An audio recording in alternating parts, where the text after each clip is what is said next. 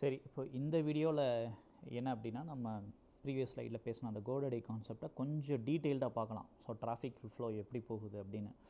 So இப்போ நம்மளுடைய website, API, application எதுவாக இருந்தாலும் அதை ஒரு எக்ஸாம்பிள் app.comனு வச்சுக்கலாம். சரியா? இப்போ அது ப்ரௌசரில் வந்து app.comனு அடிக்கிறோம். அடிக்கும்போது என்ன ஆகும்? ஜென்ரலாக ஒரு வெப்சைட்டை டைரெக்டாக வியூ பண்ணுறதா இருந்தால், ஸோ அந்த பாயிண்ட் நம்பர் 1, app.com வந்து நம்ம வெப் ப்ரௌசர்லேருந்து நேராக வந்து இன்டர்ஃபேஸ் வழியாக போய், மாடம் வழியாக போய், ரவுட்டர் வழியாக போய் நேராக டிஎன்எஸ் கிட்ட போயிட்டு இந்த app.com-கான ஐபி அட்ரஸ் என்னென்னு கேட்கும். ஃபார் எக்ஸாம்பிள் இந்த இடத்துல நான் கூகுள் டிஎன்எஸ் வச்சுருக்கேன். அந்த டிஎன்எஸ் வந்து அந்த app.com-உடைய ஐபி அட்ரஸை ரிலீஸ் பண்ணும். ஸோ இந்த app.com-உடைய ஐபி அட்ரஸ் வந்து ஸோங்கிறது நீங்கள் டொமைன் வாங்கும்போது ரெக்கார்ட் பை டிஃபால்ட் வச்சுருந்துருப்பீங்க இல்லையா? அது GoDaddyன்னு ஒரு எக்ஸாம்பிளுக்கு வச்சுக்கோங்க.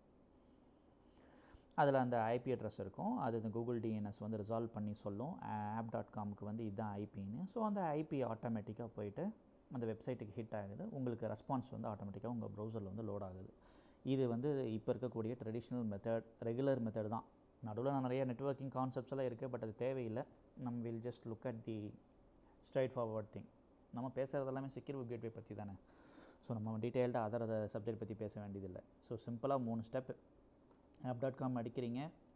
உங்களுடைய whether it is a local DNS or public DNS server அந்த app.com-ஐ வந்து ரிசால்வ் பண்ணி ஒரு ஐபி கொடுக்கும். அந்த ஐபி நீங்கள் GoDaddyயில் க்ரியேட் பண்ண ரெக்கார்ட், அந்த ரெக்கார்டில் மேப் பண்ண IP, domain to IP mapping இருக்குல்ல, அது அந்த ஐபி ரிலீஸ் பண்ணுது. அது ஆட்டோமேட்டிக்காக வந்து ரவுட் ஆகி உங்கள் வெப்சைட்டை கொண்டு உங்கள் ப்ரௌசரில் லோட் பண்ணுது. இது ரெகுலர் மெத்தட்.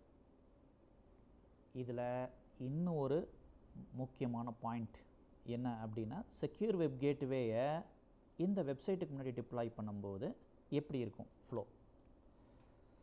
இப்படி இருக்குது. சரியா? நடுவில் பாருங்கள், செக்யூர் வெப் கேட்வேன்னு போட்டிருக்கேன். சரியா? இப்போது நீங்கள் app.comனு சொல்லி GoDaddyயில் போட்டிங்கல்ல, அப்போது இங்கே பாருங்கள், மேலே வந்து 2 பாக்ஸ் இருக்குது. செக்யூர் வெப் கேட்வேன்னு ஒரு பாக்ஸ் இருக்குது, அப்புறம் அந்த வெப்சைட்டுக்குன்னு சொல்லி செப்பரேட்டாக ஒரு பாக்ஸ் இருக்குது. ரெண்டுமே செப்பரேட் விஎம் இன்ஸ்டன்சஸ்ன்னு அசியூம் பண்ணிக்கோங்க. சரியா? 2க்கு 2 ஐபி அட்ரஸ் இருக்கும், பப்ளிக்கலி எக்ஸ்போஸ்ட். வெப்சைட்டுக்கு ஒரு பப்ளிக் ஐபி இருக்கும், செக்யூர் வெப் கேட்வேக்கும் ஒரு பப்ளிக் ஐபி இருக்கும். நீங்கள் அஜூரில் க்ரியேட் பண்ணாலும் சரி, ஏடபிள்யூஎஸில் க்ரியேட் பண்ணாலும் சரி, எந்த ஒரு பப்ளிக் க்ளவுட் பிளாட்ஃபார்மில் க்ரியேட் பண்ணாலும் சரி, there is going to be 2 public IP address. One for the original source which is so called the website web application or API, அதுக்கு இருக்கக்கூடிய ஒரு பப்ளிக் ஐபி. ரெண்டாவது வந்து நான் க்ரியேட் பண்ணுற லினக்ஸ் இன்ஸ்டன்ஸ் Ubuntu 22.04 LTS அந்த விஎம்க்கு ஒரு பப்ளிக் ஐபி கண்டிப்பாக இருக்கும். ஸோ 2 பப்ளிக் ஐபி இருப்பீங்க இல்லையா?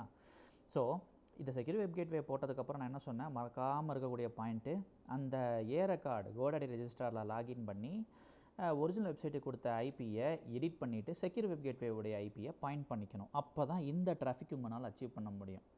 சரியா? இப்போது டிராஃபிக் ஃப்ளோவை பற்றி கொஞ்சம் டீட்டெயில்டாக பார்ப்போம். இந்த சினாரியோவில் நீங்கள் app.com அடிச்சிட்டா உங்களுடைய டிஎன்எஸ் சர்வீஸ் ப்ரொவைடர் வந்து அதுக்கு ஒரு ஐபி கொடுத்துருப்பாங்க. நீங்கள் தான் அந்த ஐபியை அங்கே போட்டிருப்பீங்க GoDaddyக்குள்ளே app.comக்கு இதுதான். ஸோ கூகுள் டிஎன்எஸ் அதை ரிசால்வ் பண்ணி அந்த ஐபி ரிலீஸ் பண்ணணும். நேராக அந்த ஐபி வந்து எங்கே நேராக ஹிட் ஆகணும்? செக்யூர் வெப் கேட்வேக்கு போகணும். செக்யூர் வெப் கேட்வேக்கு போனதுக்கப்புறமா தான் வெப்சைட் ரெஸ்பான்சஸ் எல்லாம் பிக் பண்ணி பாயிண்ட் நம்பர் 4லேருந்து திருப்பி செக்யூர் வெப் கேட்வே வந்து பாயிண்ட் நம்பர் 5 உங்கள் ப்ரௌசரில் லோட் ஆகணும். ஸோ இந்த கண்டிஷன் தான் நம்ம கொண்டு வரணும். கரெக்டாக? அப்போ நம்ம என்ன பண்ணியிருக்கணும், ப்ரீவியஸ் கேஸில் ஆல்ரெடி இருந்த ரெக்கார்டு GoDaddyயில் இருந்ததில்ல, அந்த ஐபி அட்ரஸை இந்த செக்யூர் வெப் கேட்வேனுடைய ஐபிக்கு எடிட் பண்ணி சேவ் பண்ணி வச்சிடணும். அப்போ தான் நீங்கள் என்எஸ் லுக்அப் பண்ணி பார்த்தா உங்கள் மிஷினில் தெரியும், அந்த கூகுள் டிஎன்எஸ் வந்து it will give you the secure web gateway IP. So அந்த மாதிரி வரணும். அது அந்த ஸ்டேஜ் வந்தால் தான் அது வேலை செய்ய ஆரம்பிக்கும். ஸோ இந்த டிராயிங் ப்ரோக்ராம் பற்றின இதில் செக்யூரிட்டி உங்களுக்கு வந்து ஓரளவுக்கு புரிஞ்சிடும். ஸோ என்ன பண்ணியிருக்கோம்னா, இப்படி தான் ஜென்ரலாக உங்கள் வெப்சைட் இருந்திருக்கும். இது நடுவில் ஒரு man in the middle secure web gateway insert பண்ணியிருக்கோம். அந்த செக்யூர் வெப் கேட்வேக்குள்ளே ஒரு NGINX ப்ராக்ஸி இருக்குது, ரிவர்ஸ் ப்ராக்ஸி மோடில். அந்த ரிவர்ஸ் ப்ராக்ஸி கான்ஃபிகரேஷனில் தான் அந்த ஒரிஜினல் வெப்சைட்டோட ஐபி அட்ரஸே நான் வந்து கான்ஃபிகரேஷன் இன்க்ளூட் பண்ணியிருப்பேன். அது வெப்சைட்டாக இருந்தாலும் சரி, வெப்பாக இருந்தாலும் சரி, ஏபிஐ இருந்தாலும் சரி. சரியா?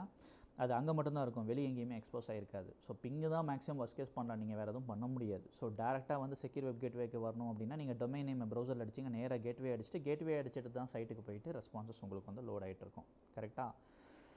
ஸோ சர்டிஃபிகேட் வந்து 2 இடத்துல இன்ஸ்டால் பண்ணணும்.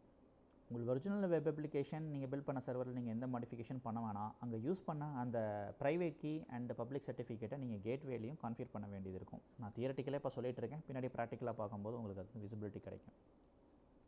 சரியா? ஸோ app.com போடுறீங்க, ரிசால்வ் ஆகுது.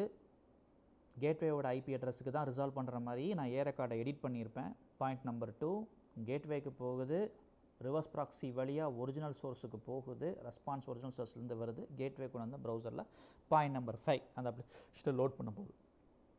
இந்த செக்யூர் வெப் கேட்வேக்குள்ளே என்ன இருக்குது அப்படின்னா 2 ஐபி அதுக்குள்ளே இருக்குது. கேட்வேக்கு அதுக்கு ஒரு பப்ளிக் ஐபி இருக்குன்னு சொன்னால் அது ஒரு ஐபி, அதுதான் கேட்வேக்குடைய ஐபி.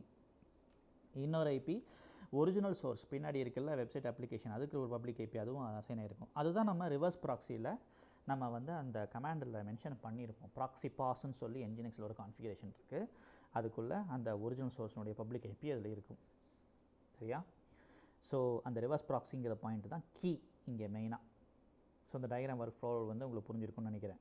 ஸோ இந்த வீடியோவில் இதுதான் இம்பார்ட்டண்ட். ஸோ இந்த சப்ஜெக்ட் தெரிஞ்சுக்கணும்.